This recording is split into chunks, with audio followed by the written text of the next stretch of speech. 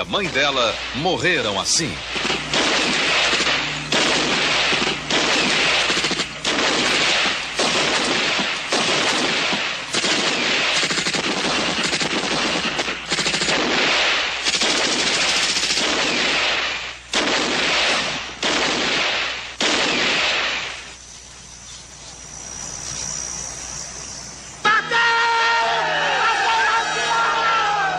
Logo que acabou o seriado Lampião e Maria Bonita, exibido pela Rede Globo, a família deles tomou uma decisão: visitar a Grota de Angicos, o lugar onde morreu o casal mais famoso da história do cangaço.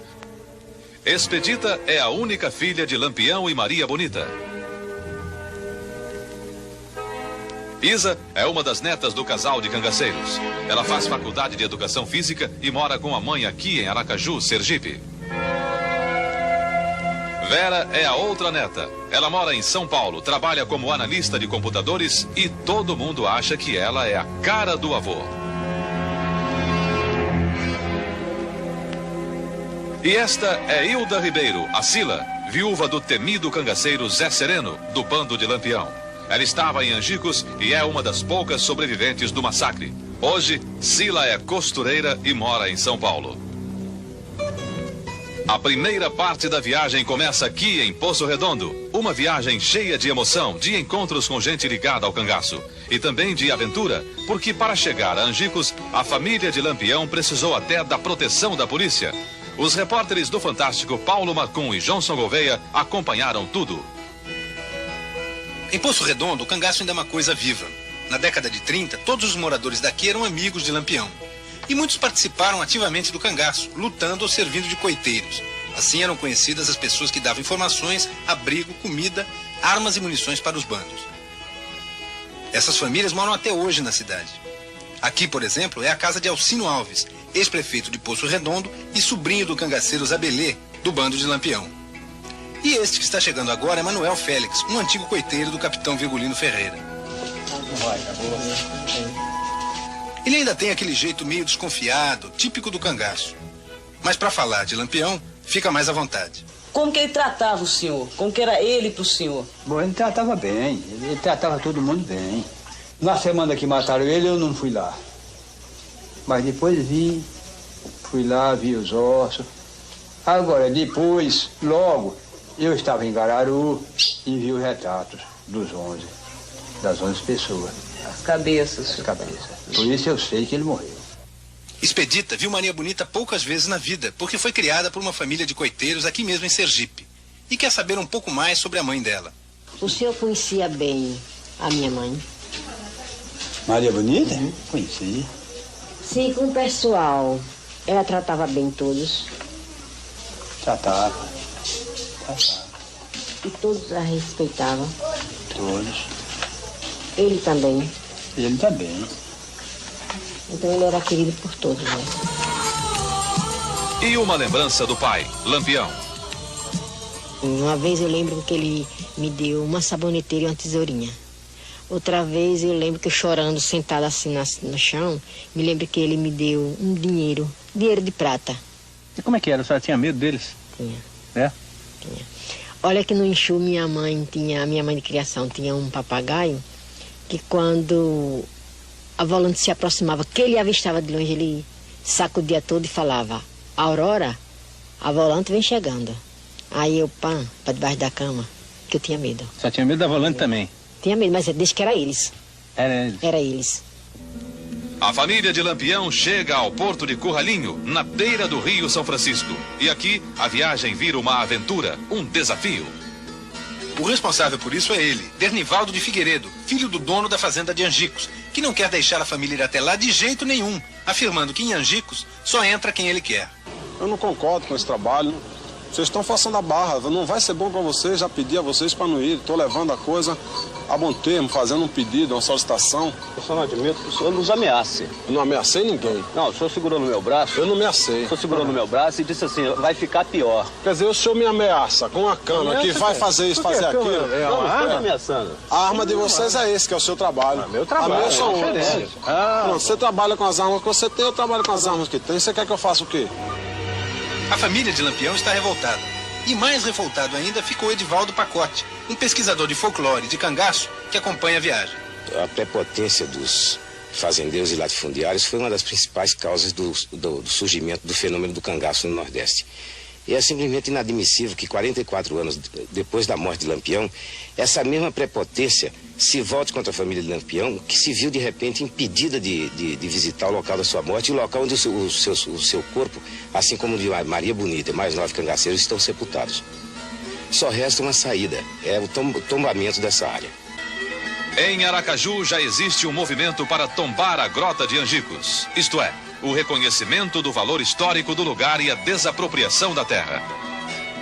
Vera, a neta de Lampião, não quer só isso, quer mais ainda. O apoio do governo, dos pesquisadores, enfim, de todo mundo para a criação do Museu do Cangaço, que é o maior sonho da vida dela. E o que seria um museu na tua concepção? Seria sobre o cangaço, num todo o cangaço. Não seria só sobre Lampião, Não seria só sobre Lampião, seria no todo o cangaço, desde o início do cangaço. A família de Lampião decidiu continuar a viagem mesmo sem a autorização do dono da fazenda. A ideia é ir até onde for possível, mas sem invadir a terra de ninguém. Subindo São Francisco, daqui a pouco vamos chegar a Cajueiros. Esta é a primeira vez que Sila vai rever a cidade desde que ela deixou o cangaço. Lá, do outro lado do rio, fica Entremontes. Pouca coisa mudou por aqui desde a época de Lampião. Ele chegou a atacar Entremontes, mas em Cajueiros era amigo de todo mundo.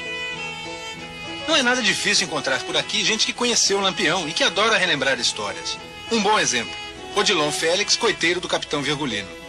Lampião era meu conhecido, Lampião vivia mais ele. Conhecia ele de fundo. E o senhor conheceu o marido de Adília, Canário? Conheci. Canário era do bando de Lampião e chefiava o cangaço aqui em Cajueiros. Adília é ela, que participou de muitos tiroteios e com muita sorte. Nunca aconteceu nada comigo, o que aconteceu só passou uma balinha aqui assim. Mas eu tirei o pedacinho da casca, da bala, e tô viva, tô conversando aqui, ó, com Sila, com tudo, com vocês aqui, tudo de colega, né? De Cajueiros, a família de Lampião foi até Angicos, mas não entrou na fazenda. Preferiu respeitar a decisão do dono das terras e parou na beira do rio. Mas 2 dias depois, estava todo mundo de volta. Desta vez para valer, para entrar, mesmo contra a vontade do fazendeiro. O juiz Francisco Novaes, de Porto das Folhas, expediu um mandado judicial dizendo que ninguém pode proibir a visita de uma família ao lugar onde corpos de parentes dela estão enterrados. E mais, o juiz ordenou que a polícia fosse para lá garantir a entrada de todo o grupo em Angicos. Exatamente aqui, há 44 anos, desembarcava a volante comandada pelo tenente João Bezerra, que matou Lampião e Maria Bonita. Da beira do São Francisco até o lugar onde Lampião e Maria Bonita morreram, a gente tem que andar uns 40 minutos. Os cangaceiros passaram por aqui muitas vezes, e é um caminho estreito, cheio de pedras. E foi por esta mesma picada que a volante comandada por João Bezerra subiu para atacar o bando. Foi aqui que a polícia se dividiu, né, Santônio? Como é que foi? O povo, ao chegar aqui, aí dividiram aqui e o outro foi pra cá. E nessa hora a Sila estava dormindo lá no acampamento com os cangaceiros, não é isso? Hein, Sila? Era, sim.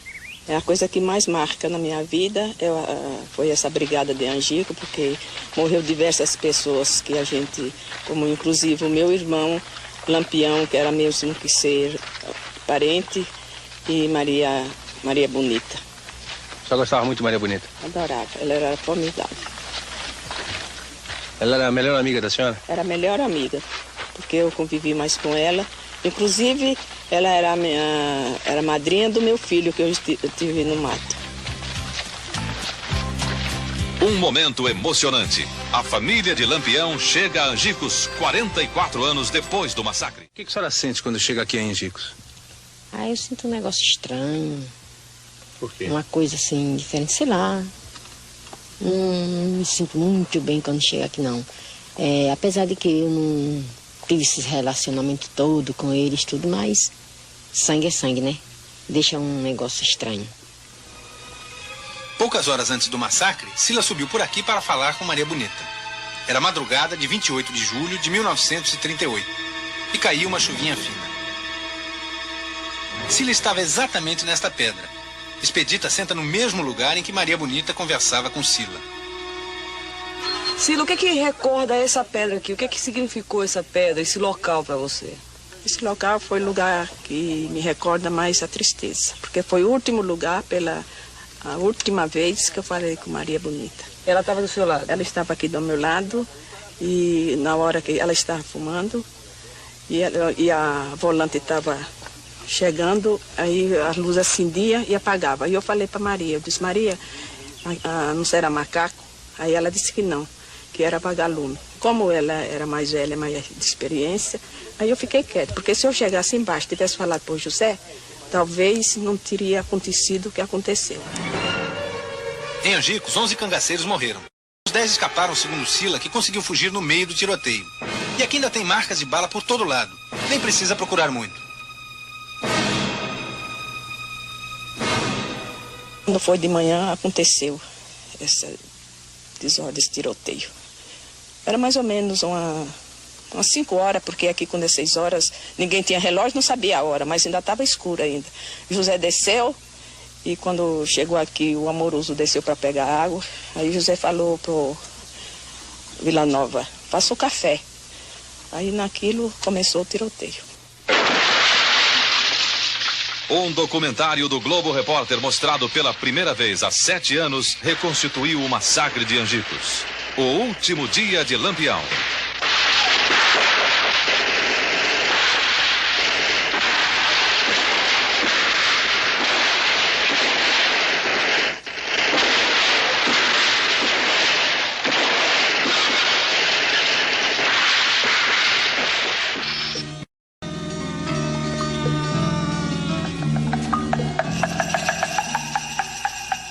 E Lampião caiu aqui mesmo? Lampião caiu aqui mesmo. E Maria Bonita, que estava com ele, conseguiu se arrastar até aquela gruta um pouco adiante ali.